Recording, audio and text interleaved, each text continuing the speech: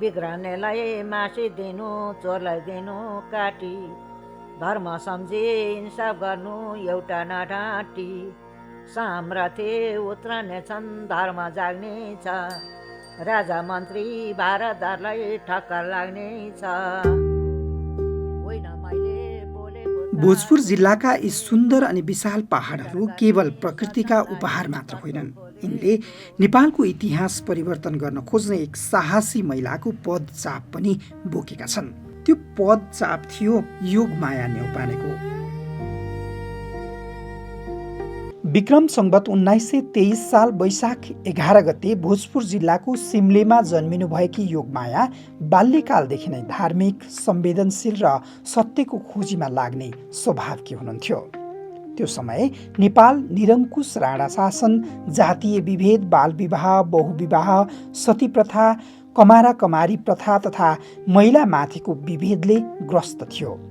त्यही परिवेशमा योगमायाको पनि बाल विवाह भयो। जीवनका अनेक दुःख र सङ्घर्षहरू भोग्दै उहाँले सत्य, समानता र मानव कल्याणको गहिरो अनुभूति प्राप्त गर्नुभयो। यही अनुभवले उहाँलाई समाज सुधारको मार्गमा अघि बढाएको थियो। योगमायाको आध्यात्मिक साधना केवल व्यक्तिगत आत्ममोक्षमा सीमित रहेन, बरु समाज सुधारको अभियानमा रूपान्तरित भयो। उहाँले शासकहरूसँग सत्य, न्याय र धर्ममा आधारित भएर शासन व्यवस्थाको विनम्र तर दृढ माग गर्नुभयो। उहाँको उद्देश्य पद, प्रतिष्ठा वा सम्पत्ति होइन, सत्य, धर्म र न्यायमा आधारित समाज तथा धर्म राज्यको स्थापना थियो। योगमायाको कर्मभूमिका रूपमा परिचित स्थान हो मजुवा बेसी। यहाँबाट उहाँले आफ्ना अनुयायीहरूलाई एकताबद्ध गर्नुभयो। भजन, प्रवचन, आध्यात्मिक साधना मार्फत समाजमा व्याप्त छुवाछुत, जातीय विभेद, अन्धविश्वास, बालविवाह र अन्याय विरुद्ध चेतना फैलाउनु भएको थियो। उहाँका लागि धर्म केवल पूजा वा कर्मकाण्ड मात्र थिएन, धर्म भनेको सत्य, न्याय र मानव समानताको मार्ग थियो।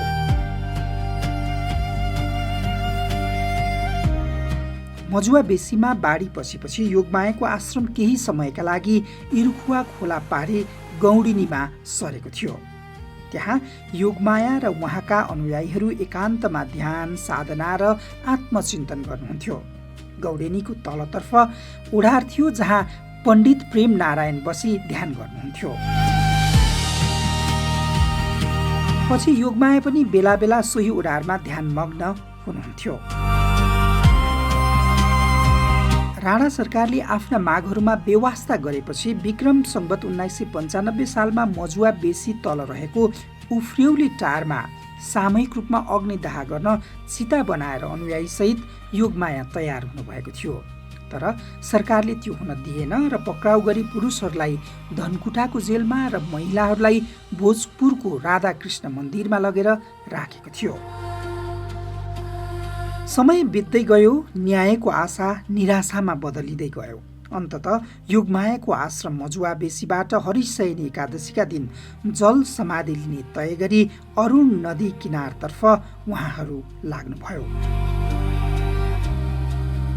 विक्रम संवत 1998 साल असार 22 गते योगमाया सहित 67 जना अनुयायीले अरुण नदीमा सामूहिक जल समाधि लिनुभयो। ठुली हजुर मैले देखेकै हो, भजन पनि यसो दुई दुईवटा सुनेकै हो। एकादशीका दिन असारका ठुला एकादशीका दिन रातमा यति भयो कि म त्यतिखेर त्यो दादुराको मल्टन थियो, दादुरा आएर सुतिरहेको थिएँ, उठेर जान सकिनँ। सके मै पनि पस्थेँ होला, केही पनि थिएन, केही पनि के लिएर जानु र होइन। माथि मजुवा लाछाप लागेको उसमा कुटीमा हजुर सुत्ने कुटीमा लाछाप लाग्यो। सानी हजुर बस्ने ठाउँमा पनि लाछाप लागेको। लाछाप लागेपछि अब कोही केही छैन। अनि बुवाहरू पुग्दाखेरि सिपाहीहरू सबै पुगेका छन्। सबैले समाएर बुवालाई ल्याइहाले। अब बुवाएर घरतिर आएपछि गरेपछि त्यसै बस्यो। अब तिनीहरूको कसैको काजक्रिया भएन। त्यहाँ गएका मान्छेको छोराहरू हुनेको पनि भएन, नहुनेको पनि भएन, काटकिरा भएन त्यहाँ।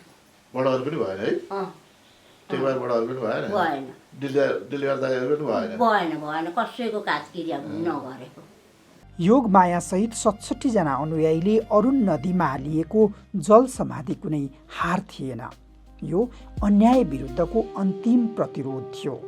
सत्य र न्यायका लागि गरिएको अद्वितीय बलिदानी थियो।